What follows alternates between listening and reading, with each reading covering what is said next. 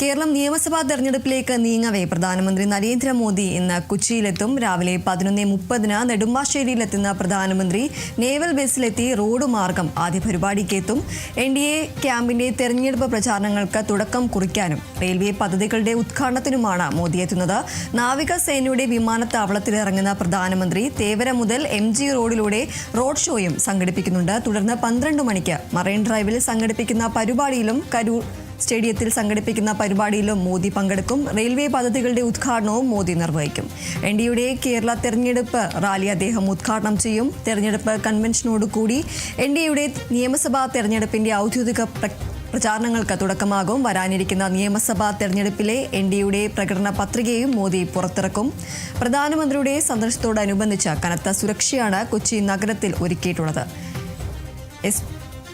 SPG സുരക്ഷയുടെ ഭാഗമായി trial run ഉൾപ്പെടെ പൂർത്തിയാക്കി 800ഓളം പോലീസ് ഉദ്യോഗസ്ഥരെയാണ് നഗരത്തിൽ ഗതാഗത ക്രമീകരണത്തിനും ക്രമസമാധാനത്തിനുമായി വിന്യസിച്ചിരിക്കുന്നത്. രാവിലെ 10 മണി മുതൽ വൈകുന്നേരം 5 മണി വരെ നെടുമ്പാശ്ശേരി മുതൽ മുട്ടം വരെയുള്ള ഭാഗങ്ങളിൽ റൂറൽ പോലീസ് ഗതാഗത നിയന്ത്രണങ്ങളും ഏർപ്പെടുത്തിയിട്ടുണ്ട്.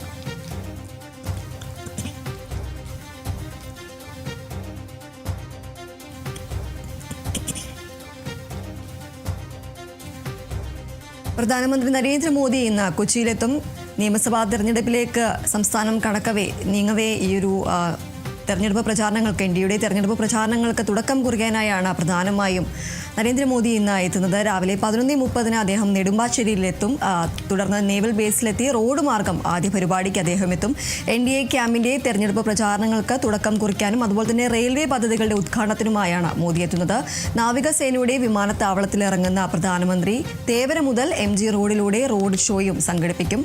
തുടർന്ന് 12 മണിക്ക് മറൈൻ ഡ്രൈവിൽ സംഘടിപ്പിക്കുന്ന പരിപാടിയിലും കലൂർ സ്റ്റേഡിയത്തിൽ സംഘടിപ്പിക്കുന്ന പരിപാടിയിലും നരേന്ദ്രമോദി പങ്കെടുക്കും. റെയിൽവേ പദ്ധതികളുടെ ഉദ്ഘാടനവും മോദി നിർവഹിക്കും. NDAയുടെ കേരള തെരഞ്ഞെടുപ്പ് റാലിയും അദ്ദേഹം ഉദ്ഘാടനം ചെയ്യും. തെരഞ്ഞെടുപ്പ് കൺവെൻഷനോടുകൂടി NDAയുടെ നിയമസഭാ തെരഞ്ഞെടുപ്പിന്റെ ഔദ്യോഗിക പ്രചാരണങ്ങൾക്ക് തുടക്കമാകും.